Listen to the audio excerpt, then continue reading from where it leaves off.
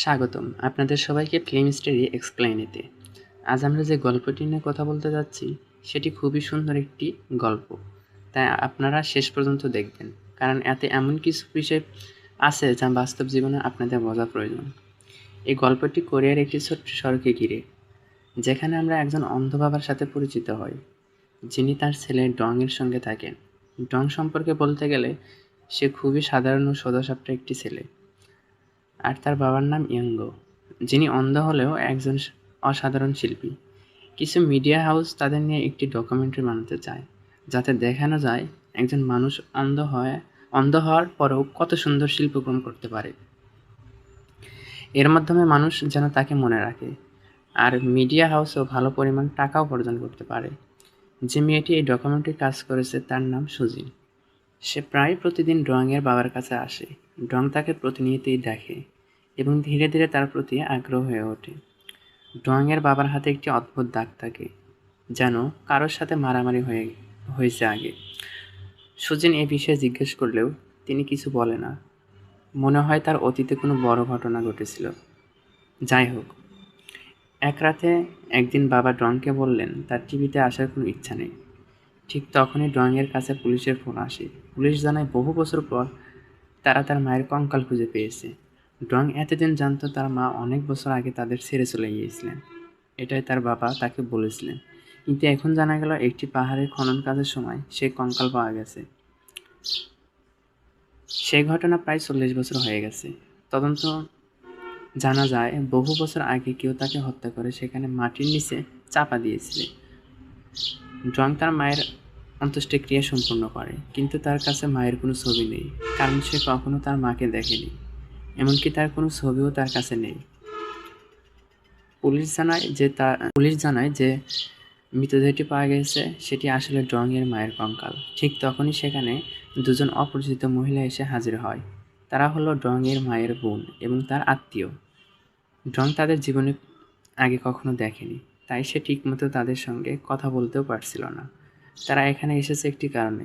তাদের দাদু ডংয়ের নানু মারা গেছেন এবং তিনি তার সম্পত্তির একটি বড় অংশ ডং এর মায়ের নামে রেখে গিয়েছিলেন।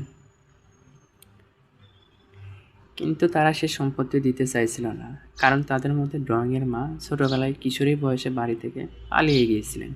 তাই তাদের মধ্যে সেই সম্পত্তির ওপর তার কোনো অধিকার নেই। ডং সব কথা চুপচাপ শোনে। এরপর ডং কিছুই বলে না। তার খারাপ তো লেগেছিল, কিন্তু সে বিষয়টা আরও বড় করতে চায় না। সে খুবই সহজ সরল। এরপর সে জানতে চায় তার মা কেন বাড়ি থেকে পালিয়ে গিয়েছিলেন। তখন তার খালা বলে তাদের বাবার ডংয়ের নানার অন্য একজনের সাথে সম্পর্ক ছিল। যদি সে এই কথা তার মাকে বলতো তাহলে তার মা তাকে মারধর করত। এই ভয়ে সে বাড়ি থেকে পালিয়ে গিয়েছিল।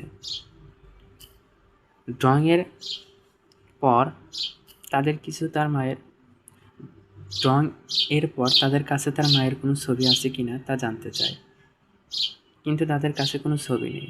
তারা জানায় তার মা কখনো ছবি তুলতে পছন্দ করতেন না, কারণ তিনি নিজেকে খুবই কুৎসিত মনে করতেন।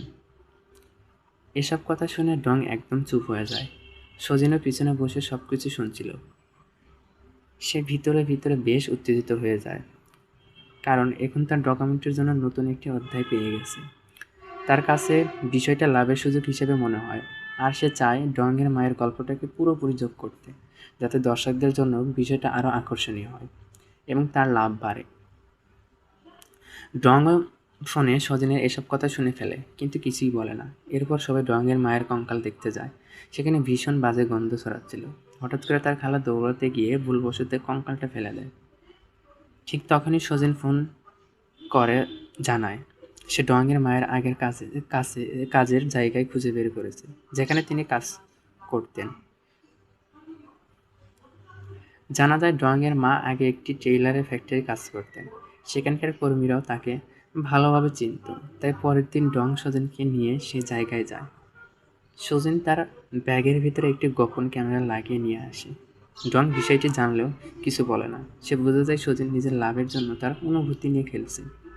যাই হোক, কিছুক্ষণ পর তারা এমন একটি জায়গায় যায় যেখানে সেই ফ্যাক্টরি কিছু পুরনো কর্মচারীদের সাথে দেখা হয়, যদিও ফ্যাক্টরিটি বহু বছর আগেই বন্ধ হয়ে গেছে। আলোচনা শুরু হলে তারা জানায় একদিন হঠাৎ করেই ডংয়ের মা কাজে আসা বন্ধ করে দেন।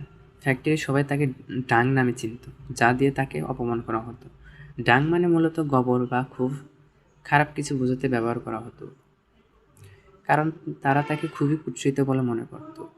এটা শুনে ডংয়ের ভীষণ অসুস্থ লাগে, খুব খারাপ লাগে।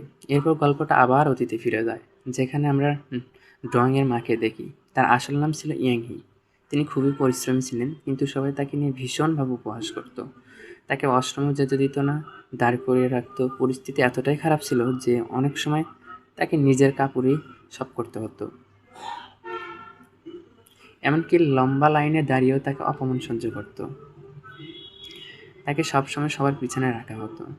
এই কারণে সবাই তাকে অদ্ভুত অদ্ভুত অপমানজনক নামে ডাকত। তাকে নিয়ে হাসাহাসি করত। যখন সে হঠাৎ করে কাজ ছেড়ে চলে যায়, তখন সবাই মনে করেছিল সে হয়তো অপমান সহ্য করতে না পেরে ফ্যাক্টরি ছেড়ে পালিয়ে গিয়েছে। কিন্তু সেখানে বসে থাকা একজন পুরুষ কর্মচারী বলে, বিষয়টা শুধু এতটুকুই ছিল না, ইয়াংহির সাথে নাকি ফ্যাক্টরি মালিকের কিছু সমস্যা হয়েছিল, তাদের মধ্যে ঝগড়াও হতো। আর এই ব্যাপারটা সবচেয়ে ভালোভাবে জানে জিনচুক। এরপর গল্প আবার অতীতে এগোয়। দেখা যায় ওই জায়গাতে ছবি তোলা হয়েছিল এবং সেটি একমাত্র ছবি যা ইয়াংহির পাওয়া যেতে পারে। ডং কাঁদছে, তার মায়ের শেষ দিনগুলো ভেবে কত কষ্ট পেয়েছিল তারা তা অনুভব করছে। সজিন তার মালিককে ফোন করে বলে ফ্যাক্টরি মালিকের ঠিকানা বের করতে। ডং এভাবে উত্তেজিত হয়ে বলে, তুমি কেন এই পারিবারিক বিষয়গুলো থেকে দূরে থাকো না?